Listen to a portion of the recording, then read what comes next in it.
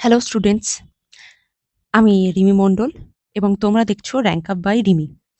দেখো, আজকে তোমাদের জন্য আমি নিয়ে এসেছি সংবিধানের ২৫টি গুরুত্বপূর্ণ প্রশ্ন। কিন্তু এই ২৫টি গুরুত্বপূর্ণ প্রশ্ন কিন্তু শুধু ২৫টি প্রশ্ন নয়, এর সঙ্গে আমি যা ইনফরমেশন দেব সেটা অন্ততপক্ষে তোমাকে ২০০টা প্রশ্নের সমান ইনফরমেশন আমি দেব। তো এখানে লেখা হয়তো ২৫টা গুরুত্বপূর্ণ প্রশ্ন, কিন্তু ইনফরমেশন যা থাকবে তাতে প্রায় ২০০টি কোশ্চেন তাতে হয়ে যাওয়ার মতো ইনফরমেশন আমি দেব, এবং ইনফরমেশন কিভাবে মনে রাখবে, কিভাবে সহজ উপায়ে মনে রাখবে, কিভাবে ট্রিক্সের সাহায্যে তুমি মনে রাখবে, সেটাও আজকে আমি তোমাদের শেখাবো। তো চলো একসঙ্গে পড়াশোনা শুরু করি। বেশি কথা না বাড়িয়ে সরাসরি প্রথম প্রশ্নের দিকে আমরা চলে যাই। ঠিক আছে? প্রথম প্রশ্ন, ভারতীয় সংবিধানের ৩১৫ নম্বর ধারাটি কোন বিষয়ের সাথে সম্পর্কিত? নির্বাচন কমিশন, পাবলিক সার্ভিস কমিশন, অর্থ কমিশন, জরুরি অবস্থা। এর উত্তরটি হয়ে যাবে পাবলিক সার্ভিস কমিশন। এবারে শুধু উত্তরটি আমাদের জানলে হবে না, সাথে আমাদের যে অপশনগুলো আছে, এই অপশনগুলো সম্পর্কে আমাদের একটু বিস্তারিত তথ্য পড়ে নিতে হবে। তাহলে আমরা অনেকটা পোরশন বেশি জেনে যাব। বেশি আমাদের যারা আগের থেকেই জানো তাদের রিভাইজ হয়ে যাবে, এবং যারা জানো না তাদের জানা হয়ে যাবে। ঠিক আছে? চলো। প্রথমে আসে নির্বাচন কমিশন। নির্বাচন কমিশনের আর্টিকেল নাম্বার আছে ৩২৪ নম্বর ধারায়। এটা প্রচন্ড ইম্পর্টেন্ট যে নির্বাচন কমিশনের আর্টিকেল কত নম্বর ধারায় আমরা পাচ্ছি। ঠিক আছে? ৩২৪ নম্বর ধারায় নির্বাচন কমিশনের আর্টিকেল। ঠিক আছে? এইবারে বলছে যে ভারতের নির্বাচন কমিশন একটি সাংবিধানিক সংস্থা। লোকসভা, রাজ্যসভা, বিধানসভা, রাষ্ট্রপতি, উপরাষ্ট্রপতি নির্বাচন পরিচালনা করেন। অর্থাৎ মানে হলো যে যত ধরনের মানে নির্বাচন হয় সবই মোটামুটি নির্বাচন কমিশনারই করে। এইবারে যেখানে এটা ইম্পোর্টেন্ট, তুমি এখানে দেখতে পাচ্ছ যে ভোটাধিকারের বয়স নিয়ে একটা সাংবিধানিক সংশোধন হয়েছিল। যেটা আমি উল্লেখ করে দিয়েছি যে এমপিপিএসসি তেও এসছে কোশ্চেনটা। যে ভোটাধিকারের বয়স ২১ থেকে কমিয়ে ১৮ করা হয় ৬১তম সংবিধান সংশোধনী আইন 1985 এ। তাহলে আমরা যখন প্রথমে আমাদের যখন সংবিধান তৈরি হয়েছিল তখন ভোটাধিকারের বয়স ছিল ২১, কিন্তু ভোটাধিকারের বয়সটা কমিয়ে আনা হয় রাজীব গান্ধীর আমলে, যখন প্রধানমন্ত্রী ছিলেন রাজীব গান্ধী, তার আমলে ৬১ করা হয়, এবং 1985 ভেরি ইম্পোর্টেন্ট, কত সালে? 1985, ওকে? এবং আম এই যে আমি নিচে লিখেও দিয়েছি যে রাজীব গান্ধীর আমলে অ্যাকচুয়ালি বিহার কনস্টেবলেও এসে যে কত, কত কার সময় আরকি ভোটাধিকারের আইনটা পরিবর্তন হয়। আর আরেকটা কোয়েশ্চেন আসে যে ভোটাধিকার অ্যাকচুয়ালি কি ধরনের সংস্থা, মানে কি ধরনের অধিকার অ্যাকচুয়ালি? তো সেটা এরকম থাকবে রাজনৈতিক অধিকার, সাংবিধানিক অধিকার নাকি মৌলিক অধিকার? তো সেখানে সেটা হবে হচ্ছে সাংবিধানিক অধিকার। এটা খেয়াল রাখবে। এখানে ৩ টে পয়েন্টই কিন্তু ইম্পোর্টেন্ট। ৩ টে পয়েন্টই খেয়াল রাখবে। চলো। হুম, আর এখানে আমরা কি পাচ্ছি? তারপরে পাচ্ছি আমরা public service commission. Public service commission সম্পর্কে দেখো যে আ ইউপিএসসি কেন্দ্রীয় সরকারি নিয়োগের জন্য এবং পিএসসি রাজ্য সরকারি নিয়োগের জন্য কাজ করে পাবলিক সার্ভিস কমিশন। মানে আমরা যে ধরনের পরীক্ষা-টরীক্ষা, পিএসসির পরীক্ষা বুঝতেই পারছো। এটা একটি সাংবিধানিক সংস্থা, ভেরি ইম্পোর্টেন্ট যে তাহলে পাবলিক সার্ভিস কমিশনের যারা সব আছে আইএএস, আইপিএস, ডব্লিউবিসিএস বা অন্যান্য ধরনের যে সমস্ত রাজ্যে যারা সব, ঠিক আছে? তারা কিন্তু সবই কিন্তু সাং মানে সাংবিধানিক কর্মকর্তা। মনে রাখবে। এবং এখানে ইম্পোর্টেন্ট যেটা, যে বর্তমান আমি যখন পাবলিক সার্ভিস কমিশন পড়ছি তখন ২০২৫ সালে বর্তমানে যিনি আছেন পাবলিক সার্ভিস কমিশনের, তিনি কি? তিনি হলেন হচ্ছে ডক্টর অজয় কুমার। এটা একটু মনে রাখবে। ডক্টর অজয় কুমার। ইনি হলেন হচ্ছে পাবলিক সার্ভিসনের বর্তমানে চেয়ারম্যান। ঠিক আছে? এইবারে পাবলিক সার্ভিস কমিশন যেটা বললাম যে ৩১৫ থেকে ৩২৩ নম্বর ধারায় আছে। এইবারে ঘটনা হলো যে public service commission Ajay Kumar আমি মনে রাখবো কি করে? অজয় কুমারের ক্ষেত্রে মনে রাখবো যে দেখো একটা আম মানে আমরা যদি একটা ডব্লিউবিসিএস বা একটা আইপিএস আম আ মানে হতে পারি, তাহলে কি হবে? আমাদের জীবনে একটা বিশাল বড় একটা বিজয়ের মুহূর্ত। আমরা একটা অজেয় জয় করে ফেলবো, রাইট? তো সেখানের ক্ষেত্রে আমাদের খেয়াল রাখতে হবে যে পাবলিক সার্ভিস কমিশনের চেয়ারম্যান যিনি আছেন তিনি হলেন হচ্ছে অজেয় একজন, অজয় মানে বিজয় করে নিয়েছেন সমস্ত আ আইএএস, আইপিএসদের একেবারে তিনি মানে মানে ভালো, ভালো জেলা ডিস্ট্রিক্টে আ যারা আইএএস, আইপিএসরা দেশ চালাচ্ছে, তার একেবারে মাথায় বসে তিনি। তো সেই জন্য তিনি একেবারে একটা বিশাল বিজয় তার, বিশাল অজেয় তার শক্তি। তাই পাবলিক সার্ভিস কমিশনের চেয়ারম্যান হলো হচ্ছে ডক্টর অজয় কুমার। ওকে, তারপরে আমরা আসছি অর্থ কমিশন।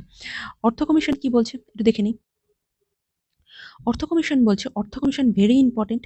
যে অর্থ কমিশন 280 নাম্বার ধারায় আছে অর্থ commission, very very very important. Okay, তারপরে হলো হচ্ছে যে রাষ্ট্রপতি প্রত্যেক 5 বছরে একবার অর্থ কমিশন গঠন করে। কেন্দ্র রাজ্যের মধ্যেকার কর রাজস্ব বন্টনের সুপারিশ করে অর্থ কমিশন। রাজ্যগুলিকে অনুদানের বিষয়েও মত দেয়। অর্থ বিল আছে 310 নম্বর ধারায়। অর্থ বিল একমাত্র লোকসভায় পেশ করা যায় এবং এটি পেশ করে ভারতের অর্থমন্ত্রী। এটা কিন্তু ভেরি ইম্পর্টেন্ট যে অর্থ বিল একমাত্র লোকসভায় পেশ করা যায়, অর্থাৎ অর্থ বিল রাজ্যসভায় কখনোই পেশ করা যায় না, ঠিক আছে? অর্থ বিল আর অর্থ বিলটা যে অর্থ বিল সেটা কিন্তু আবার ডিসাইড করে স্পিকার, ঠিক আছে? এবং ৩১০ নম্বর ধারায় অর্থ বিল আছে, তাহলে অর্থ কমিশন আছে ২৮০, আর সরি, অর্থ বিল আছে ১১০ নম্বর ধারায়। ওকে, ১১০ নম্বর ধারায় অর্থ বিল এবং অর্থ কমিশন ২৮০। খেয়াল রাখতে হবে, এই দুটো আর্টিকেল কিন্তু খুব ভালো করে খেয়াল রাখতে হবে। এবং ভারতের অর্থমন্ত্রী বর্তমানে হলো যে নির্মলা সীতারামন। এটাও তোমরা ভালো জানো। আচ্ছা, ঠিক আছে। এইবারে আসছে আমাদের জরুরি অবস্থা। জরুরি অবস্থার ক্ষেত্রে কি? যে জরুরি অবস্থা ৩ প্রকারের হয়, আমরা মোটামুটি সবাই জানি এটা। যে আর্টিকেল ৩৫২, ৩৫৬ আর ৩৬০। মানে ৫০ থেকে ৬০ এর মধ্যেই ৩ টে জরুরি অবস্থা আছে। ৩৫২, ৫৬ এবং ৩৬০। কি আছে? জাতীয় জরুরি অবস্থা ৩৫২। এক্ষেত্রে বলা হয়েছে যে বৈদেশিক যে সমস্ত আক্রমণ-টাক্রমণ হচ্ছে, সেইসব আক্রমণে যদি আমাদের ভারতবর্ষের কোনো জায়গায় কোনো ধরো সেফটির একটা কনসার্ন হয়ে গেল, তখন সেটা ৩৫২। ঠিক তারপরে, ঠিক তার ৪ টে আর্টিকেল পরেই ৩৫৬ তে হলো হচ্ছে রাষ্ট্রপতি শাসন। মানে কোনো রাজ্যে ধরো একেবারে বিশৃঙ্খলা পরিস্থিতি, পুলিশ আর কিছু সামলাতে পারছে না এবং সেখানে মন্ত্রিপরিষদ পুরো ভেঙে গেছে। তো সেক্ষেত্রে হলো হচ্ছে রাষ্ট্রপতি শাসন জারি হবে। এবং তারপরে আসে হলো হচ্ছে আর্থিক জরুরি অবস্থা, যেটা ৩৬০ নম্বর ধারা। সেখানে হলো হচ্ছে ধরো আমাদের যদি অর্থনীতি ভেঙে যায়, তাহলে সেখানে আর্থিক জরুরি অবস্থা আমরা জারি করতে বাধ্য হব। তো বর্তমানে আর্থিক জরুরি অবস্থা এখনো অব্দি একবারও জারি হয়নি এবং রাষ্ট্রপতি শাসন যেটা রাজ্যে জারি হয়, সেটার ক্ষেত্রে পাঞ্জাবে বহুবার জারি হয়েছে, সবচেয়ে বেশি জারি হয়েছে পাঞ্জাবে, এবং যে পশ্চিমবঙ্গে মাত্র ২ বার জারি হয়েছে। এটা কিন্তু খেয়াল রাখতে হবে, ঠিক আছে? এবার আসে সেকেন্ড নাম্বার কোয়েশ্চেন। বলো এটার অ্যান্সার দাও। কে প্রথম ভারতীয় সংবিধানের খসড়া প্রস্তুত করেছিলেন? বি আর আম্বেদকর, বি এন রাও, কে এম মুন্সি, জওহরলাল নেহেরু।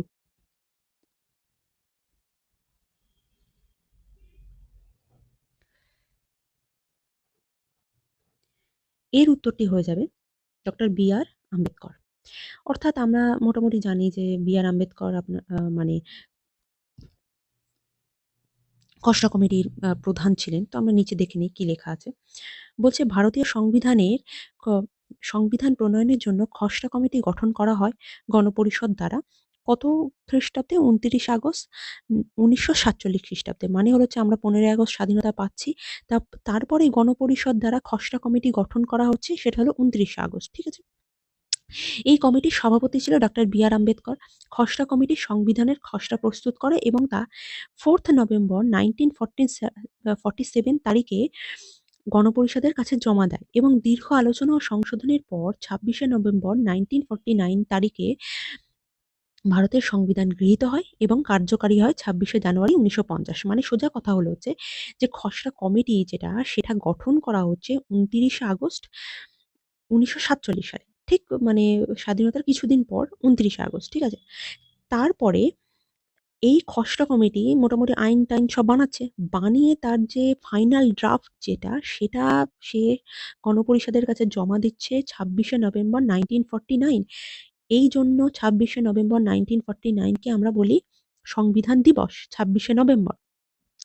তো এখানে জমা দিচ্ছে এবং এই যে সংবিধানটা জমা দিল, ড্রাফট সংবিধানটা জমা দিল, এইটা পরবর্তীকালে লাগু হচ্ছে ভারতবর্ষে ২৬শে জানুয়ারি ১৯৫০ থেকে, যেটা আমরা বলে থাকি যে আমাদের প্রজাতন্ত্র দিবস। ঠিক আছে? তো খেয়াল রাখবে যে তাহলে এই ৩ টে খুব ইম্পোর্টেন্ট। ২৯শে আগস্ট ড্রাফটিং কমিটি তৈরি হচ্ছে, ২৬শে নভেম্বর 1949 এ হলো হচ্ছে ড্রাফট মানে খসড়া সংবিধানের যে ড্রাফট যেটা, সেটা গণপরিষদ গ্রহণ করছে এবং ২৬শে জানুয়ারি ১৯৫০ থেকে সেটা লাগু হচ্ছে ভারতবর্ষে। আচ্ছা, তারপরে ৩ নম্বর কোয়েশ্চেন, সংবিধানের কোন তফসিলে দলত্যাগ বিরোধী আইন অ্যান্টি ডিফেকশন ল বর্ণিত আছে? বলো এর অ্যান্সার কি হবে? ওকে, এর অ্যান্সার হবে ১০ম তফসিলে। ঠিক আছে? এবার আমরা একটু হালকা অল্প করে অ্যান্টি ডিফেকশন লটা কি জেনে নিই।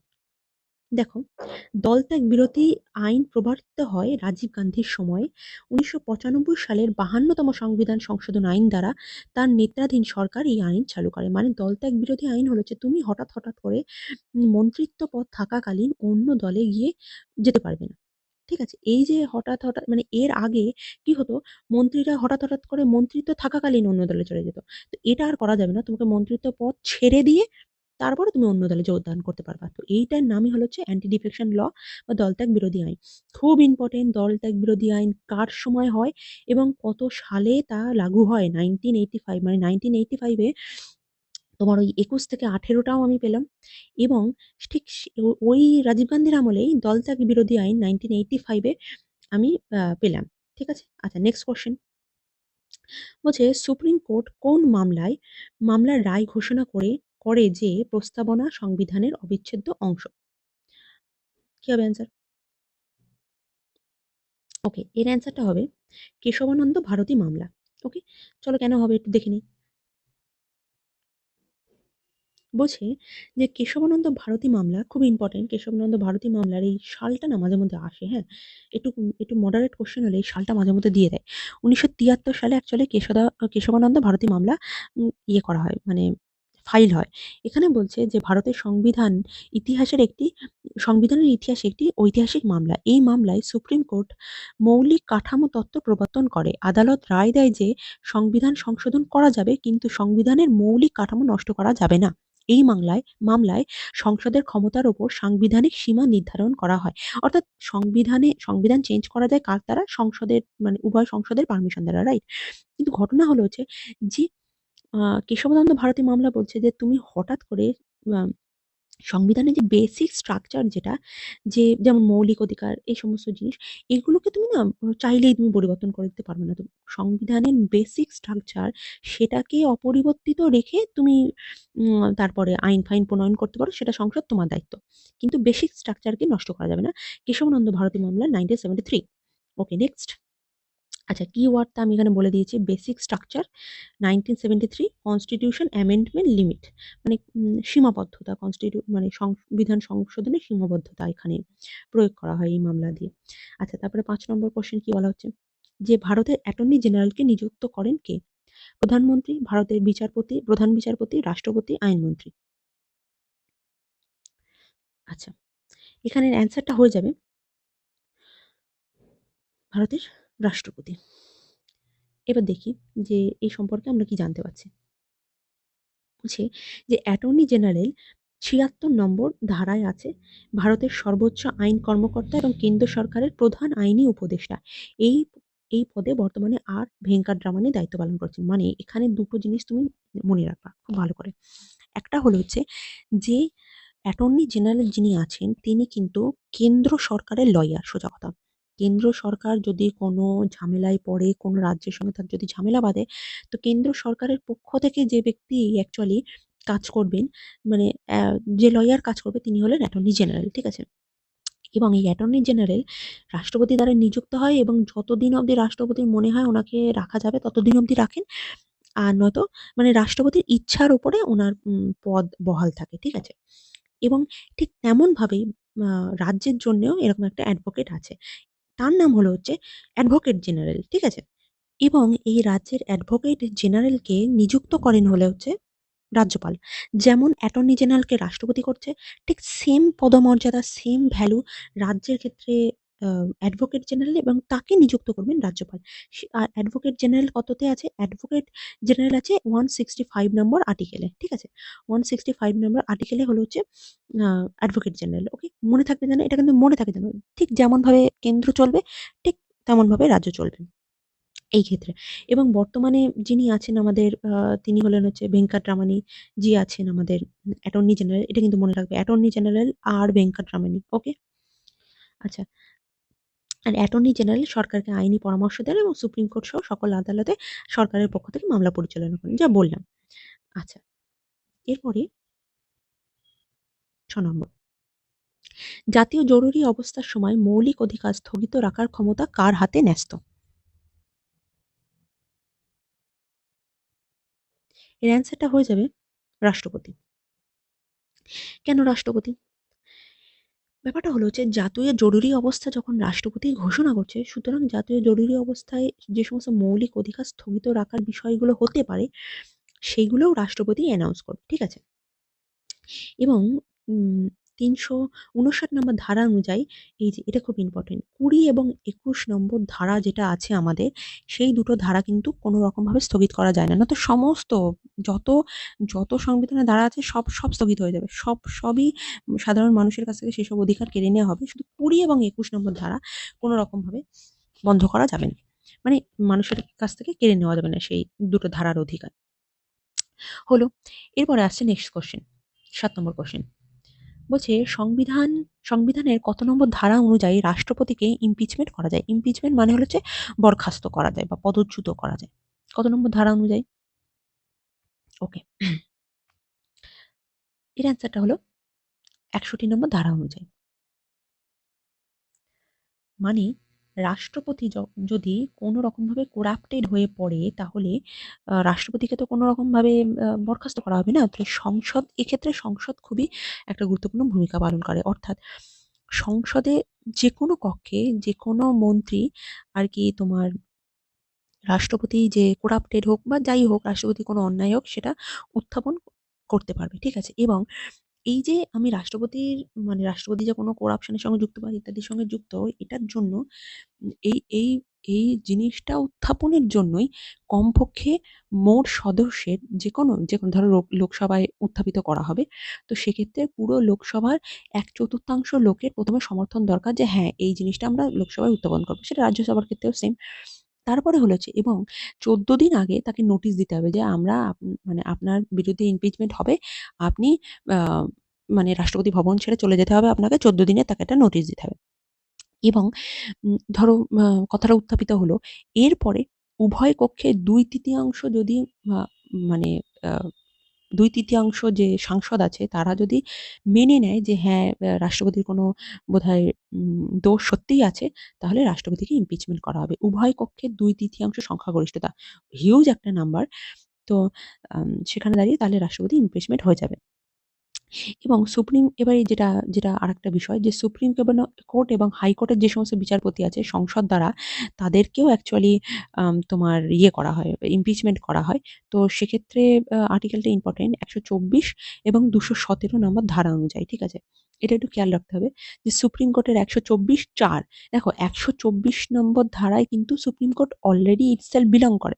১২৪ এর তে মানে ১ নম্বর ধারায়, সাব ধারা যেটা, তাতে সুপ্রিম কোর্ট অলরেডি বিলং করছে। এবং তার সাব পয়েন্ট ৪ নম্বর ধারা যেটা আছে, সেখানে সুপ্রিম কোর্টের বিচারপতিদের ইমপিচমেন্টের কথা বলা আছে। এবং হাইকোর্ট আছে ২১৪ নম্বর ধারায়। ঠিক আছে? এবং ২১৭ নম্বর ধারায় হাইকোর্টের বিচারপতিদের ইমপিচমেন্ট আছে। ঠিক আছে? এটা কিন্তু তোমার ২১৪ নম্বর ধারায়। দেখো ব্যাপারটা খানিকটা একই। ১২৪ এই সেম লেটারই একটু ঘুরিয়ে ফিরিয়ে হাইকোর্ট। সুপ্রিম কোর্ট যেরকম ১২৪, হাইকোর্ট ওই সেম লেটারটাই ২ টা মানে ২ আগে চলে ২ আগে চলে আসে, ১ পিছনে চলে যায়। চলে গিয়ে হাইকোর্ট বানিয়ে দেয়। বুঝলে? তো এটা ইন্টারচেঞ্জ একদম। হুম? যাই হোক, পরের কোয়েশ্চেনটা আমরা চলে যাব। ৮ কি বলছে? ৮ বলছে কোন সংশোধনী আইন অনুযায়ী সম্পত্তির অধিকারকে মৌলিক অধিকার থেকে বাদ দেওয়া হয়েছে? ৪২তম সংশোধনী, ৪৪তম সংশোধনী, ৫২তম সংশোধনী না ৭৩তম সংশোধনী? ওকে। এর অ্যান্সারটা হয়ে যাচ্ছে ৪৪তম সংবিধান সংশোধনী। তো এটা সম্পর্কে এটা আমাদের একটু জানতে হবে। বলছে ৪২তম সংবিধান সংশোধনী আইন, আগে ৪২তমটা জানি তারপর ৪৪তম হচ্ছে। ৪২তম সংবিধান সংশোধনী আইন 1976 কার সময় হয়েছিল? ইন্দিরা গান্ধীর সময়, কিন্তু খেয়াল রাখতে হবে। ইন্দিরা গান্ধীর সময় ৪২তম সংবিধান সংশোধনী আইন হচ্ছে এবং একে কনস্টিটিউশন বা মিনি সংবিধানও বলা হয়, কারণ এতে বহু গুরুত্বপূর্ণ পরিবর্তন আনা হয়। এর মাধ্যমে প্রিয়াম্বেল প্রিয়েম্বেলে সমাজতান্ত্রিক ধর্মনিরপেক্ষ এবং অখণ্ডতা শব্দটা যুক্ত হয়। অর্থাৎ এটা মাঝে মধ্যে আসে যে ৪২তম সংবিধান সংশোধনী আইন কার আমলে হয়েছিল? রাজীব গান্ধীর আমলে, এবং রাজীব গান্ধী বলছি কেন? ইন্দিরা গান্ধীর আমলে, এবং তার ছেলে রাজীব গান্ধীর আমলে হলো হচ্ছে ওই দলত্যাগ বিরোধী আইন, এবং হলো হচ্ছে ভোটাধিকার বয়সটা যেটা কমিয়ে নেওয়া হয়। এবং ৪২তম সংবিধান সংশোধনী আইনে যেটা ভীষণ ইম্পোর্টেন্ট, যে এই ৩ টে শব্দ অ্যাকচুয়ালি যুক্ত করা হয়। ঠিক আছে? এবং ৪৪তম সংবিধান সংশোধনী আইন যেটা আমি বলছিলাম, যে ৪৪তম সংবিধান সংশোধনী আইনে তোমার সম্পত্তি মানে মৌলিক অধিকার থেকে সম্পত্তির অধিকারকে বাদ দিয়ে দেওয়া হয়। আচ্ছা, আর জাস্টিস, এখানে আমি এগুলো একটু দিয়ে দিয়েছি, তোমরা চাইলে পড়ে নেবে যে জাস্টিস, লিবার্টি, ইকুয়ালিটি, ফ্রেটার্নিটি মানে কি, এর মানে কি, সেগুলো তোমরা একটু পড়ে নিতে পারো তোমাদের যদি মন হয়। আচ্ছা, আমরা নেক্সট কোশ্চেনে চলে যাচ্ছি। বলছে রাজ্য বিধানসভার অধিবেশন আহ্বান এবং স্থগিত রাখার ক্ষমতা কার আছে? মুখ্যমন্ত্রী, স্পিকার, রাজ্যপাল, রাষ্ট্রপতি। এর উত্তরটা হয়ে যাবে রাজ্যপাল। কেন রাজ্যপাল? কারণ হলো যে দেখো, রাজ্য বিধানসভা বলেছে, রাইট? যেমন হলো হচ্ছে রাজ্যসভার পদাধিকার বলে চেয়ারপারসন কে, স্পিকার কে বা চেয়ারপারসন কে, তিনি হলেন হচ্ছে উপরাষ্ট্রপতি। ঠিক তেমনই রাজ্য বিধানসভা বা বিধান পরিষদ বলো যাই বলো, সেক্ষেত্রে কার কার দায়িত্ব চলবে? রাজ্যপালের দায়িত্ব চলবে। ঠিক যেমনভাবে ধরো লোকসভা মনে হলো, লোকসভা ও রাজ্যসভার মনে হলো যে মানে লোকসভা ও রাজ্যসভাকে যদি কারো কেউ স্থগিত করতে পারে তাহলে সেটা রাষ্ট্রপতি, এবং বিধানসভা এবং রাজ্য বিধান পরিষদকে যদি কেউ স্থগিত করতে পারে সেটা রাজ্যপাল। মানে জাস্ট লাইক কেন্দ্র আর রাজ্যর মধ্যে বন্টনটা একেবারেই মানে ইজ ইকুয়াল টু, ওকে? এখানে যদি রাষ্ট্রপতি হয় ওখানে রাজ্যপাল, এখানে যদি প্রধানমন্ত্রী হয় ওখানে মুখ্যমন্ত্রী, এরকম একটা ব্যাপার। ঠিক আছে? তো রাজ্যপাল হলো। এরপরে আসছে পরের কোশ্চেন। অর্থ কমিশনের সদস্যদের মেয়াদ কত বছর হয়? ৬ বছর, ৫ বছর, ৪ বছর, না কোনোটিই নয়?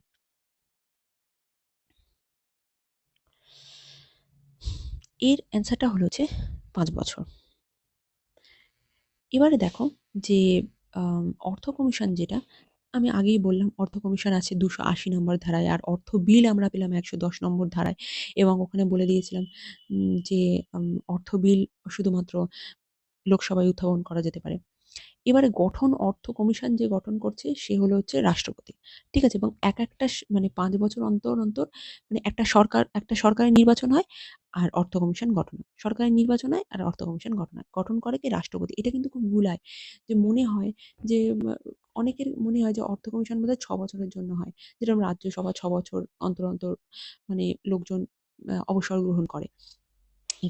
এক্ষেত্রে কিন্তু তাই নয়। অর্থ কমিশন গঠন হয় যে সরকার আম গদিতে বসে তার মতাদর্শ অনুসারে, ঠিক আছে? এবং গঠন করেন কে? রাষ্ট্রপতি, ঠিক আছে? এবং প্রত্যেক ৫ বছর অন্তর, অন্তর মানে হয় অর্থ কমিশন গঠন। কাজ কি? এদের কাজ হলো হচ্ছে যে কেন্দ্র ও রাজ্যের মধ্যে আয় বন্টন সুপারিশ করা, মানে কেন্দ্র রাজ্য কত টাকা অ্যালটমেন্ট হবে সেই বিষয়ে হিসেব-টিসেব করা। রাজ্যগুলিকে অনুদান দেওয়ার সুপারিশ, যে কত এক মানে সব এই ধরো পশ্চিমবঙ্গ কত টাকা পাবে, বিহার কত টাকা পাবে, কর্ণাটক কত টাকা পাবে, এইরকম, ঠিক আছে? রাজ্যগুলির আর্থিক অবস্থান উন্নয়নের সম্পর্কে পরামর্শ। প্রথম অর্থ কমিশন, ভেরি ইম্পর্টেন্ট, প্রথম অর্থ কমিশন গঠন করা হয় 1951 এ, ঠিক আছে? এবং বর্তমানটা আমরা দেখে রাখবো, যেহেতু অর্থ কমিশন পড়ছি যখন, তার চেয়ারম্যানটা আমাদের দেখে রাখতে হবে। বর্তমান চেয়ারম্যান হলো হচ্ছে এন.কে. সিং। ঠিক আছে? এন.কে. সিং হলো হচ্ছে বর্তমানে চেয়ারপারসন। ঠিক আছে? তাহলে অর্থ কমিশন কখন হচ্ছে? 1951 এ, কিন্তু খেয়াল রাখতে হবে, এবং বর্তমান চেয়ারম্যান কে? N K. Singh. N K. Singh. Okay? Next question. বলছে কোন ধারা অনুযায়ী পার্লামেন্ট ভারতের কোনো রাজ্যের নাম বা সীমানা পরিবর্তন করতে পারে? ধারা 1, ধারা 2, ধারা 3, ধারা 4।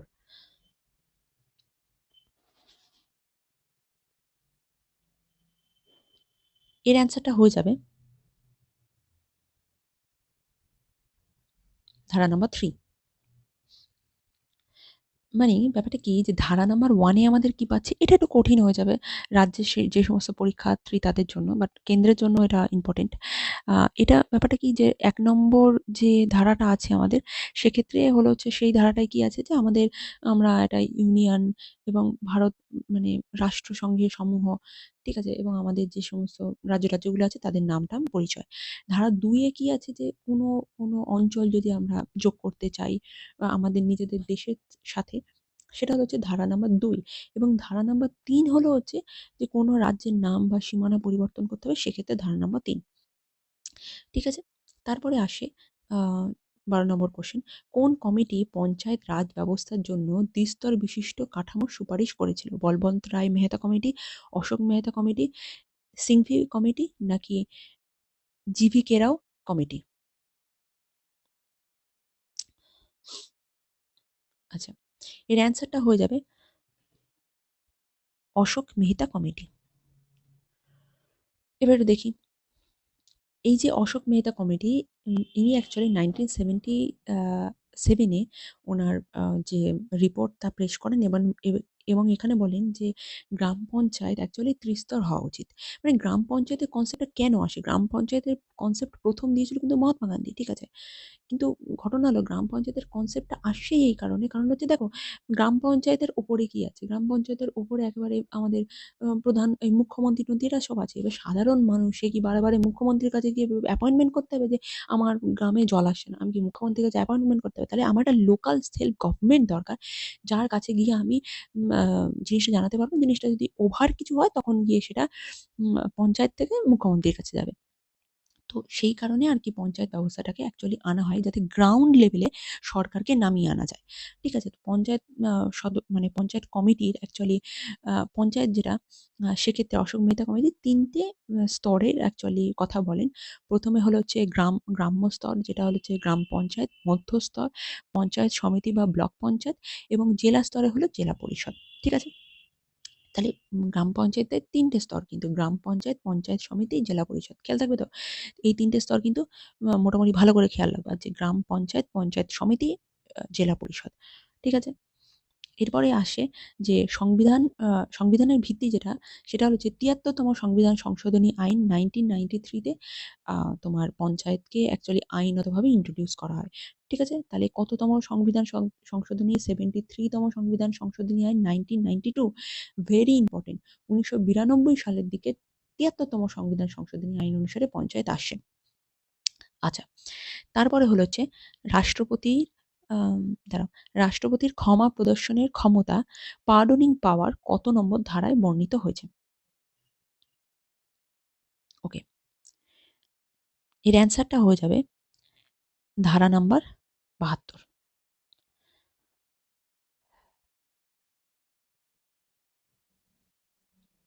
ওকে। এখানে রাষ্ট্রপতি যেমন আমরা পাচ্ছি ৭২ নম্বর ধারায়, তেমনই কিন্তু রাজ্যপাল যেটা সেটা আমরা পাবো কিন্তু 161 নাম্বার ধারায়। ঠিক আছে? এটা কিন্তু খেয়াল রাখতে হবে যে রাজ্যপাল যে সে কিন্তু ক্ষমা প্রদান করতে পারে হলো হচ্ছে ১৬১ এবং রাষ্ট্রপতি ৭২। রাষ্ট্রপতি কত? 72 রাষ্ট্রপতি 72, রাজ্যপাল হলো ১৬১ নম্বর ধারায়, ১৬১ নম্বর ধারায়। খেয়াল থাকবে ৭২ এ হলো হচ্ছে রাষ্ট্রপতি এবং ১৬১ তে হলো হচ্ছে রাজ্যপাল। এইবারে কি ব্যাপারটা কি? যে ক্ষমতার কয়েকটা আ আ মানে কয়েকটা আছে, মানে কতটা ক্ষমতা মাপ করা যেতে পারে। সেক্ষেত্রে ৫ ধরনের আরকি ক্ষমতার প্রকারভেদ আছে। তো এটা অতটাও মানে বিষয় নয়। ততটাও মানে আসে না এখান থেকে বিশেষ একটা কোয়েশ্চেন। তবে একটা জিনিস রাষ্ট্রপতি আর রাজ্যপালের ক্ষমা করার মধ্যে যেটা সিগনিফিক্যান্ট সেটা হলো হচ্ছে যে সম্পূর্ণ দণ্ডমুক্ত বা যদি মৃত্যুদণ্ড দেওয়া হয়, সেই মৃত্যুদণ্ড একমাত্র তোমার রাষ্ট্রপতি ক্ষমা করতে পারবেন তার, রাজ্যপালের কিন্তু মৃত্যুদণ্ড ক্ষমা করার মতো কোনো মানে নেই।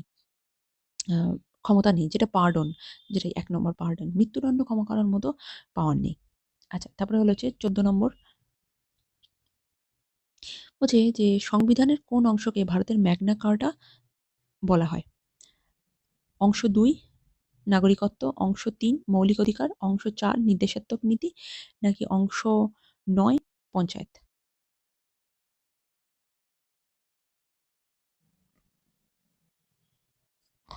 এর অ্যান্সারটা হয়ে যাবে অংশ ৩ মৌলিক অধিকার। মৌলিক অধিকার মানে হলো হচ্ছে দেখো ম্যাগনা কার্টা শব্দের মানেটা কি জানো তোমরা?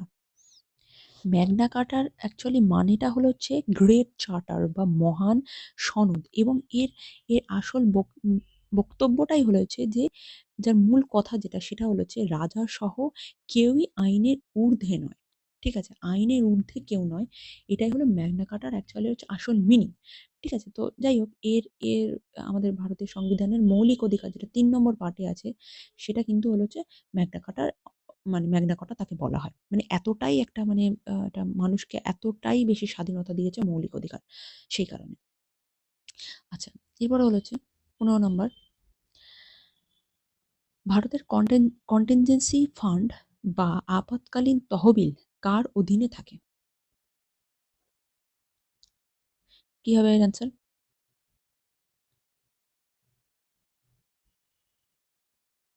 রাইট।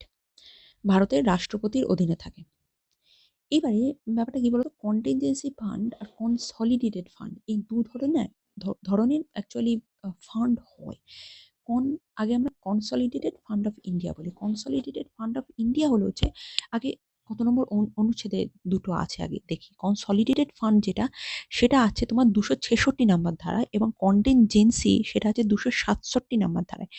এবার দেখো যেরকম কন্টিনজেন্সি ফান্ড যেটা হ্যাঁ সেটা কিন্তু তোমার ইমার্জেন্সি পারপাস দেখো কন্টিনজেন্সির পিছনেই লেখা মানে জেন্সি ইমার্জেন্সিরও পিছনে জেন্সি ইমার্জেন্সি রাইট তো এই কন্টিনজেন্সি ফান্ডটাই হচ্ছে ইমার্জেন্সি পারপাস বার করা হয় ধরো কোনো রকম ভাবে দেশে জরুরি অবস্থা জারি হয়ে গেল তখন তো দেশ চালানোর জন্য একটা ফান্ডটার তো দরকার রাইট তখন এই কন্টিনজেন্সি ফান্ডটাকে রাষ্ট্রপতি রিলিজ করে ঠিক আছে এবং কনসলিডেটেড ফান্ড যেটা সেটা হলো হচ্ছে ধরো সরকার যে সমস্ত ট্যাক্স ফ্যাক্স নিচ্ছে যে সমস্ত ট্যাক্স নিচ্ছে আমাদের কাছে ইনকাম ট্যাক্স হেনা তেনা কিংবা ধরো সরকারের কোনো ঋণ টিন আছে ধরো আইএমএফ এর ঋণ টিন আছে সেগুলো শোধ করতে হচ্ছে হ্যাঁ এই বা বেতন টেতন যা কিছু আছে সবই এই কনসলিডেটেড ফান্ড থেকে অ্যাকচুয়ালি বার করা হয় এবং এই কনসলিডেটেড ফান্ড থেকে বার করতে গেলে সংসদের অনুমোদন লাগে এবং কন্টিনজেন্সি ইমার্জেন্সি পারপাস ফান্ডটা বার করতে গেলে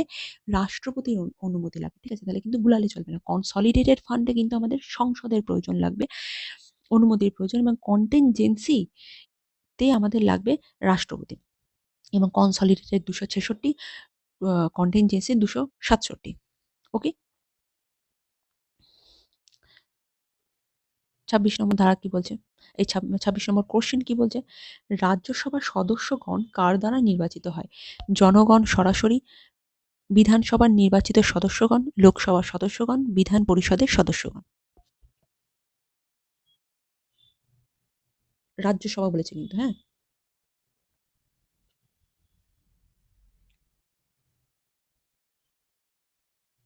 বিধানসভার নির্বাচিত সদস্যগণ মানে হলো যে দেখো রাজ্যসভায় কারা যাচ্ছে রাজ্যসভায় তারাই যাচ্ছে যারা ধরো আমার রাজ্য থেকে দুটো ধরো এমপিকে আমি রাজ্যসভায় পাঠাচ্ছি কিন্তু ব্যাপারটা হলো যে আমি রাজ্যসভায় কেন পাঠাবো যে আমার রাজ্যের যে সমস্ত সমস্যা আছে সেগুলো তো কাউকে কোনো একটা মন্ত্রীকে গিয়ে বলতে হবে না যে আমার রাজ্যে এই সমস্যা হচ্ছে তো এই যে যে প্রতিনিধিগুলোকে রাজ্য পাঠায় রাজ্যসভায় বসার জন্য সেইটা হলো হচ্ছে তোমার কে নির্বাচন করে রাজ্যের যে বিধানসভা দেখো রাজ যেমন হলো হচ্ছে রাজ্য মানে লোকসভা ইজ ইকুয়াল টু রাজ্যের বিধানসভা আবার রাজ্যসভা ইজ ইকুয়াল টু রাজ্যের বিধান পরিষদ তো সেক্ষেত্রে যেমন লোকসভা শক্তিশালী কেন্দ্রে তেমন পরিষদ এই বিধানসভা শক্তিশালী হলো হচ্ছে রাজ্যে তো বিধানসভা অ্যাকচুয়ালি ঠিক করে যে কোন কোন মন্ত্রীদের আমি রাজ্যসভায় পাঠাবো আমার রাজ্যের যে সমস্ত ঝামেলা আছে সেগুলোকে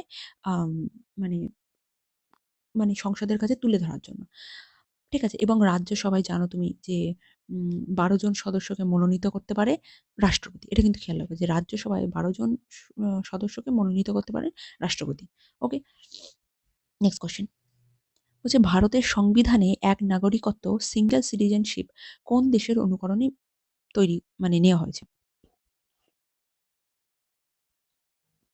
ওকে। এর অ্যান্সারটা হয়ে যাবে ব্রিটেন। তাহলে আমাদের একটু দেখে নিতে হবে যে কোথা থেকে আমরা আম কি, কি গ্রহণ করেছি আমাদের সংবিধানে। প্রথম হলো হচ্ছে যুক্তরাষ্ট্র বা ব্রিটেন থেকে সংসদীয় সরকার ব্যবস্থা, মন্ত্রিসভার শাসন, আইনের শাসন, স্পিকার এবং সংসদের কার্যপ্রণালী। মানে দেখবা যত কেন্দ্র সরকার সম্পর্কিত যত ধরনের কনসেপ্ট আছে সবই না আমরা ব্রিটেন থেকে অ্যাকচুয়ালি নিয়েছি কেন্দ্র সরকার সম্পর্কিত। ঠিক আছে? যেমন দেখো সংসদীয় সরকার ব্যবস্থা মানে সংসদ কিভাবে চলবে, মন্ত্রিসভার শাসন মানে মন্ত্রিসভা কিভাবে দায়িত্বভার গ্রহণ করবে, আইনের শাসন রুল অফ ল। দেখো তারপরে স্পিকারের কনসেপ্ট খুব ইম্পর্টেন্ট কিন্তু স্পিকার। তারপরে হলো যে সংসদের কার্যাবলী কি করে চলবে সবই ব্রিটেন থেকে মানে কেন্দ্র সম্পর্কিত যা সবই বেশিরভাগ ব্রিটেন থেকে নেওয়া। এরপরে আসে যুক্তরাষ্ট্র মানে ইউএসএ থেকে আমরা কি পাচ্ছি, ইউএসএ থেকে আমরা নিচ্ছি মৌলিক অধিকার। দেখো ইউএসএ এর লোক প্রথমত আমরা কি জানি যে ইউএসএ এর লোকরা খুবই স্বাধীন চেতা খুব লিবারেল সব লোকজন, রাইট? তো মৌলিক অধিকার তাহলে যারা যারা স্বাধীন চেতা হয় তারা দাবি করবে কি এই আমাদের মৌলিক অধিকার দাও, নয়তো আমরা শুনবো না, আমাদের মৌলিক অধিকার কেন কেটে নেওয়া। তো সেই কারণে ইউএসএ এর লোকরা যেহেতু ভীষণ স্বাধীন চেতা সেই জন্য তাদের কাছ থেকে তাদের কনসেপ্ট হলো হচ্ছে মৌলিক অধিকার, রাইট? তারপরে হলো যে বিচার বিভাগীয় পর্যালোচনা মানে ধরো সংসদ কোনো একটা বিল পাশ করলো, এইবারে সেই বিলটা তো সংবিধান বিরোধীও হতে পারে। ঠিক আছে? তো সুপ্রিম কোর্ট সেই বিলটাকে মানে উম সংবিধানের সাথে সামঞ্জস্যপূর্ণ কিনা সেইটা অ্যাকচুয়ালি বিচার করে।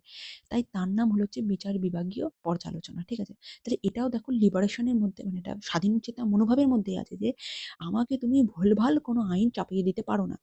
ঠিক আছে? তো এটা হলো বিচার বিভাগীয় পর্যালোচনা। এটাও ওই স্বাধীন মনোভাবের মধ্যেই কিন্তু আসছে। তারপর হলো রাষ্ট্রপতির ইমপিচমেন্ট এবং স্বাধীন বিচার ব্যবস্থা। দেখো সব লিবারাল মানে স্বাধীন চেতা বিষয়বস্তু। যে রাষ্ট্রপতি ইমপিচমেন্ট, রাষ্ট্রপতি যদি কোনোভাবে করাপ্টেড হয়ে যায়, তো আমি রাষ্ট্রের মাথায় তোমায় বসিয়ে রেখেছি। তুমি যদি করাপ্টেড হয়ে যাও বা অন্যায় করো, তাহলে কি আমি সেটা সহ্য করব? করব না। রাইট?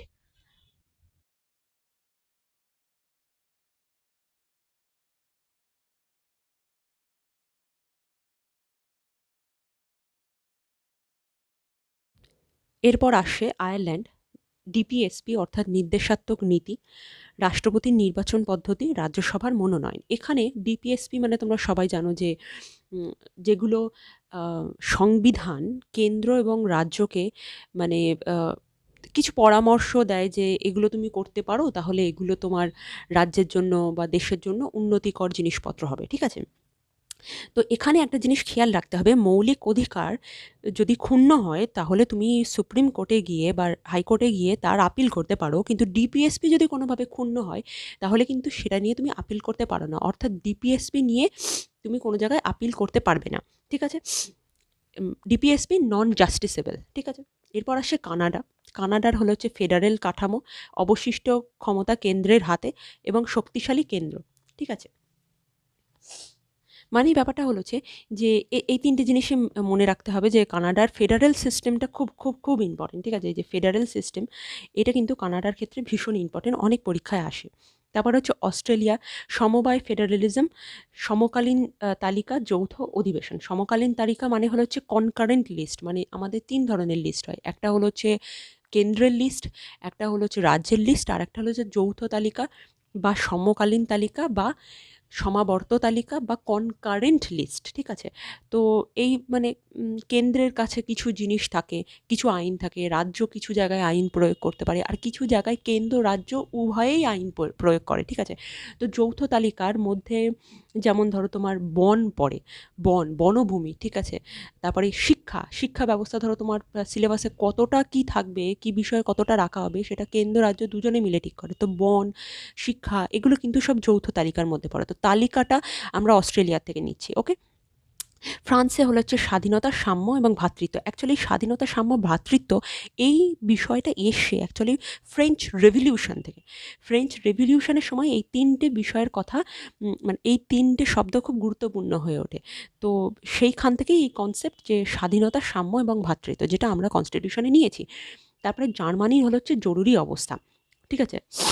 মানে হলো হচ্ছে যে জরুরি অবস্থা মানে বুঝতে পারছো ইমার্জেন্সি। দেখো জার্মানির জরুরি অবস্থা তুমি কি করে মনে রাখবা? Hitler, right? হিটলার তো জার্মানির লোক না? তো যখনই দ্বিতীয় বিশ্বযুদ্ধ হতো তখনই যখন মানে অন্য দেশ জার্মানির ওপরে বোমা বর্ষণ করতো। ঠিক আছে? মানে সন্ধে হলেই বোমা বর্ষণ হতো জার্মানি, ঠিক আছে? তো সেই সময় তাদের ইমার্জেন্সি ওই যে সাইরেন বাজায় না, সাইরেন বাজানো হতো, ঠিক আছে? তো এখান থেকে আমরা মনে রাখতে পারি যে জার্মান হলো হচ্ছে তোমার জরুরি অবস্থা জার্মান থেকে নেওয়া হয়েছে। হিটলার জরুরি অবস্থার অ্যাকচুয়ালি সূত্রপাত করেছে নিজের দেশের লোকজনদের বাঁচাতে। এইভাবে আমরা অ্যাকচুয়ালি মনে রাখতে পারি যে জার্মান থেকে আমরা জরুরি অবস্থা নিয়েছি। এটা কিন্তু ভেরি ভেরি ইম্পর্টেন্ট। কারণ হলো হচ্ছে এটা এটা বারে বারে পরীক্ষায় আসে, ঠিক আছে? জার্মান থেকে জরুরি অবস্থা নেওয়া হয়েছে। এবং তারপরে হলো হচ্ছে সোভিয়েত ইউনিয়ন। সোভিয়েত ইউনিয়ন হলো হচ্ছে মৌলিক কর্তব্য এবং সামাজিক ও অর্থনৈতিক ন্যায়। এবার সোভিয়েত ইউনিয়নটা মৌলিক কর্তব্য কেন আমি বলছি, দেখো রাশিয়ানরা খুবই কর্তব্যপরায়ণ মানে ধরো আমাদের ইন্ডিয়ার সঙ্গে কত সুন্দর একটা বন্ধুত্বের সম্পর্ক রেখেছে, কত ভালো বন্ধুত্বের কর্তব্য তারা পালন করে। তো সেই ক্ষেত্রে আমরা মনে রাখতে পারি যে রাশিয়া যেহেতু আমাদের এত ভালো বন্ধু, তারা আমাদের বন্ধুত্বের কর্তব্য যেটা থাকে ভারতের প্রতি সেটা নিভায়। তো সেই কারণে আমরা মৌলিক কর্তব্য ওদের কাছ থেকে নিয়েছি। মৌলিক কর্তব্য নিচ্ছি সোভিয়েত ইউনিয়নের কাছ থেকে, আর মৌলিক অধিকার, স্বাধীনতা সেটা কিন্তু আমরা নিচ্ছি ব্রিটেনের কাছ থেকে। এই ব্রিটেন বলছি কেন, ইউএস এর কাছ থেকে, ঠিক আছে?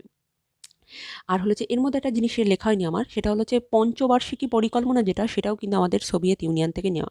অথচ ওটা সংবিধানের বাইরের জিনিস, বাট আমি বলে দিলাম, ঠিক আছে? আর সামাজিক এবং অর্থনৈতিক ন্যায় মানে হলো যে কমিউনিস্ট যে ব্যাপারটা, যে সামাজিক এবং অর্থনৈতিক ন্যায় প্রতিষ্ঠা করতে হবে, সমতা প্রতিষ্ঠা করতে হবে, কমিউনিজম ব্যাপারটা, সেটাও কিন্তু সোভিয়েত ইউনিয়ন থেকে এসছে, মানে বেসিক্যালি এখনকার রাশিয়া যেটা। ওকে, নেক্সট কোশ্চেন। নেক্সট কোশ্চেন বলছে, রাষ্ট্রপতি আর্থিক জরুরি অবস্থা ঘোষণা করেন কত নম্বর ধারা অনুযায়ী? ধারা ৩৫২, ধারা ৩৫৬, ধারা ৩৬০, ধারা ৩৫৯। তো এটা তো আগেই আলোচনা করে আসলাম যে ধারা ৩৬০ অনুযায়ী আমাদের আর্থিক জরুরি অবস্থা জারি করা হয়। জরুরি অবস্থা আগেই বলে এসেছি, আর বললাম না। এরপর আসে জাতীয় মানবাধিকার কমিশনের চেয়ারম্যান হওয়ার যোগ্য কে? আচ্ছা, এটার অ্যান্সারটা হয়ে যাবে ভারতের অবসরপ্রাপ্ত প্রধান বিচারপতি বা সুপ্রিম কোর্টের বিচারপতি। মানে আম, যারা ধরো তোমার বিচারপতি যারা হয় না, তারা না মানে এরকমভাবে না মানে হঠাৎ করে যেকোনো জায়গায় তারা মানে পার্সোনাল মানে ধরো তাদের অবসর হয়ে গেছে, তারা কিন্তু পার্সোনাল ল প্র্যাকটিস করতে তেমন বিশেষ পারে না। তারা বিশেষ কিছু জায়গায় চেয়ারম্যানশিপ পেতে পারে। তার মধ্যে একটা হলো হচ্ছে ভারতের মানে জাতীয় মানবাধিকার কমিশনে হতে পারে, বা গ্রিন ট্রাইব্যুনাল যেটা, ঠিক আছে? ২০১০ সালে যেটা স্থাপিত হয়েছে গ্রিন ট্রাইব্যুনাল, সেখানেও অ্যাকচুয়ালি চেয়ারম্যান হতে পারেন, এরকম বাছাকোছা জায়গায়, ঠিক আছে? ২০ হলো হচ্ছে যে ভারতের সংবিধানের কোন অংশে পৌরসভার কথা বর্ণিত হয়েছে?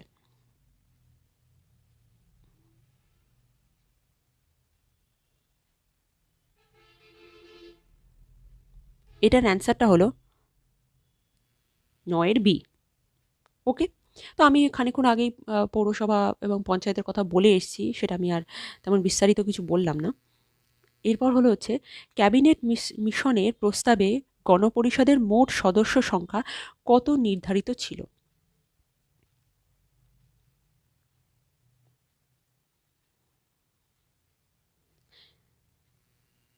৩89 জন, মানে ৩৮৯ জন। অ্যাকচুয়ালি এর পরে মুসলিম লীগ চলে যাবে, বিভিন্ন কিছু হবে, এই সংখ্যাটা আরও পরবর্তীকালে কমে আসবে। তবে প্রাথমিকভাবে যে সংখ্যাটা ছিল সেটা হলো হচ্ছে ৩৮৯ জন। এটা মনে রাখবে, প্রাথমিক সংখ্যাটা যেটা ছিল যখন গণপরিষদ গঠন হচ্ছে তখন ৩89। ওকে, সংসদে বাজেট পেশ করার কথা কত নম্বর ধারায় আছে?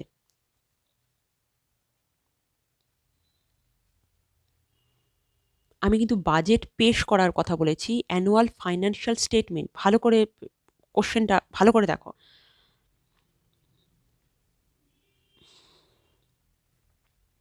এই কোশ্চেনটার অ্যান্সার হয়ে যাবে ১১২।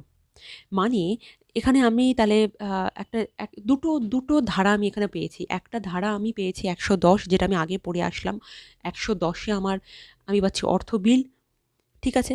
এবং এরই সঙ্গে আরেকটা পড়েছিলাম ২৮০ নম্বর ধারায় আমি পেয়েছিলাম অর্থ কমিশন।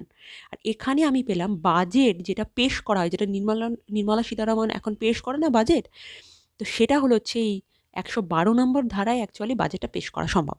ঠিক আছে? মানে লোকসভায় বাজেটটা পেশ করা হয়। ঠিক আছে? তো এটা খেয়াল রাখতে হবে। এটা একটু আনকমন যে বাজেট পেশ করা হয় কত নম্বর ধারা অনুসারে, সেটা কিন্তু 112। ঠিক আছে? এটা একটু খেয়াল রাখতে হবে। এটা একটা আনকমন কোয়েশ্চেন, হঠাৎ করে এসে যেতেই পারে, আমাদের ডব্লিউবিপিতেও আসতে পারে, বা পশ্চিমবঙ্গের আর যে সমস্ত পরীক্ষা আছে সেই সমস্ত পরীক্ষায় আসতে পারে, এবং সেন্ট্রালে তো আসবেই এরকম ধরনের ধরো অদ্ভুত, অদ্ভুত, মানে যেগুলো আমরা সচরাচর জানি না যে আর্টিকেলগুলো, সেগুলো দিয়েই ওরা বেশিরভাগ প্রশ্নগুলো করার চেষ্টা করে। এটা একটা কোশ্চেন। কে প্রস্তাবনাকে পলিটিক্যাল হররস্কোপ বলে অভিহিত করেছেন? আলাদি কৃষ্ণস্বামী আয়ার, কে মুন্সি, আর্নেস্ট বার্কার, বি আর আম্বেদকর। এর অ্যান্সারটা হয়ে যাবে কে এম মুন্সি। ঠিক আছে? ঠিক যেমনভাবে আমরা বি আর আম্বেদকরেরটা জানি যে তিনি ৩২ নম্বর ধারা যেটা আছে আমাদের, সেটাকে কনস্টিটিউশনের হার্ট অ্যান্ড সোল বলেছেন, মানে হৃদয় এবং আত্মা বলেছেন। কারণ ৩২ নম্বর ধারা অনুসারেই আমাদের সুপ্রিম কোর্ট যে আছে, সে রিট জারি করতে পারে। ঠিক আছে? তো এরকমই কনস্টিটিউশন সম্পর্কে বিভিন্ন সময় বিভিন্ন মানুষ বিভিন্ন কথা বলেছেন। তো এরকমই একটা গুরুত্বপূর্ণ কথা হলো পলিটিক্যাল হরোস্কোপ, সেটা বলেছেন কে এম মুন্সি। এটা একটু মনে রাখতে হবে। ঠিক আছে? বলছে রাজ্যপাল কতজনকে বিধান পরিষদে মনোনীত করতে পারেন? ভালো করে পড়বা। রাজ্যপাল কতজনকে বিধান পরিষদে মনোনীত করতে পারেন? বিধানসভা, বিধান পরিষদ, লোকসভা, রাজ্যসভা। এখানে বিধান পরিষদ বলেছেন। কতজনকে করতে পারে? 1/6 অংশকে করতে পারে। মানে এখানে আমার মানে খেয়াল রাখতে হবে যে যে রাষ্ট্রপতি যে আর কি, সে কতজনকে করতে পারে? রাজ্যসভায় 12 জনকে। আর যে রাজ্যপাল, সে করতে পারে বিধান পরিষদের টোটালের টোটালের 1/6। ঠিক আছে? আর এটা হলো যে 12 জনকে করতে পারে রাষ্ট্রপতি। ঠিক আছে? এরপর হলো হচ্ছে পার্লামেন্টের সংবিধান সংশোধনের ক্ষমতা কোন নম্বর ধারায় বর্ণিত আছে? 360, 368, 370, 315।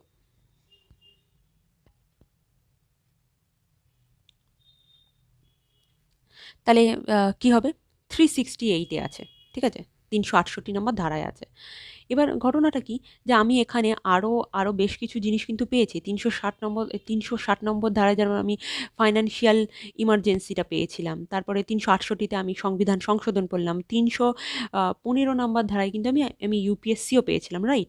তো এইগুলো আর কি একটু খেয়াল রাখতে হবে, যে ধারাগুলো একটু মনে রাখতে হবে। ঠিক আছে? ধারা তো আর এভাবে ট্রিক্স দিয়ে মুখস্থ করা যায় না। সংখ্যা আমি কি করে ট্রিক্স দিয়ে বলবো, তাই না? তো এগুলোকে অ্যাকচুয়ালি মেমোরাইজ করতে হবে। উম তো তখন গিয়ে আ মানে অনেকটা কনসেপ্ট ক্লিয়ার হয়ে যাবে আস্তে, আস্তে। এরপর আসে, এটুকুনি বলে দিয়েছি, ভারতের সংবিধান সংশোধনের পদ্ধতি দক্ষিণ আফ্রিকা থেকে নেওয়া হয়েছে। ঠিক আছে? যে দক্ষিণ আফ্রিকা তোমার এমন একটা দেশ, আমরা সবসময় মানে একটা ইউরোপিয়ানদের একটা কনসেপ্ট আছে যে দক্ষিণ আফ্রিকার লোকরা একদম মানে বর্বর উপজাতি, এরকম একটা কনসেপ্ট আছে, রাইট? কিন্তু দেখো কত ভালো তাদের কনসেপ্ট, যে তারা সংবিধান যে সংশোধনও করার মানে দরকারি, যে একটা আইন ধরো চিরকাল তো চলতে পারে না, না? সময় যত বদলাচ্ছে, জীবন যত বদলাচ্ছে, আইনকেও ততটা ফ্লেক্সিবল হতে হবে মানুষের সাথে, সাথে। তো দেখো দক্ষিণ আফ্রিকাকে আমরা পিছিয়ে পড়া জাতি বলি, অথচ তারা কত সুন্দর একটা কনসেপ্ট বার করেছিল, যে আইনকে অ্যাকচুয়ালি রিজিড বা শক্ত রাখলে চলবে না, তাকে ফ্লেক্সিবল করতে হবে। তো সেই কারণে দক্ষিণ আফ্রিকা থেকে অ্যাকচুয়ালি সংবিধান সংশোধনের পদ্ধতিটা নেওয়া হয়। তো আজকের মতো এইটুকুনি। আবার দেখা হবে পরের একটা ভিডিওতে। কেমন লাগলো আমার পড়ানো, সেটা আমাকে অবশ্যই কমেন্ট সেকশনে জানাবে, এবং আম আমাকে বলবে যে তোমরা কি ধরনের আরও টপিক তোমরা জানতে চাও, বুঝতে চাও আমার কাছ থেকে। আমি সেই ধরনের টপিক আনার চেষ্টা করব। পড়াশুনোর সাথে সবসময় যুক্ত থাকবে। পড়াকে কখনো নেগলেক্ট করবে না। নেগলেক্ট মানে পড়তে হলো, পাগলের মতো পড়ে গেলাম, এমন না। একটা জিনিস যখন পড়ছি, তখন সেটাকে অন্তর থেকে পড়তে হবে। তাকে বুঝে পড়তে হবে। ঠিক আছে? পাগলের মতো মুখস্থ করে গেলে পরীক্ষার খাতায় ওই অপশন দেখবে, আর সব মনে হবে যে, "আরে এটাও তো হতে পারে, ওটাও তো হতে পারে। এ মা! ভুলে গেছি।" তো আমাকে পড়াটাকে অ্যাজ আ এরকম করে পড়তে হবে যে আমি ইনফরমেশন গ্যাদার করছি, আমার ভালো লাগছে পড়তে, এইভাবে পড়তে হবে। তাহলে দেখবে মনে থাকবে। তুমি যত নিজেকে ওই মুখস্থ করতে হবে বলবে, তত তুমি সব ভুলে যাবে। ঠিক আছে? তো আজকের মতো এই পর্যন্তই। জানিও কেমন লাগলো, এবং যদি ভালো লেগে থাকে আমার পড়ানো, তোমার মনে হয় যে তোমার কোনো উপকার হচ্ছে, তাহলে সাবস্ক্রাইব করে দিও, বন্ধুদের সঙ্গে শেয়ারও করে দিও। আর লাইক, কমেন্ট পছন্দ হলে করো, না পছন্দ হলে আমি তো জোর করতে পারি না। তো আজকের মতো এটুকুই। আবার দেখা হচ্ছে পরের একটা ভিডিও নিয়ে। ভালো থেকো, পড়াশুনো করো। আশা করি তোমরা যারা, যারা ভিডিওটি দেখছো, তারা সবাই জীবনে সাকসেসফুল হও, অনেক বড় হও। নমস্কার।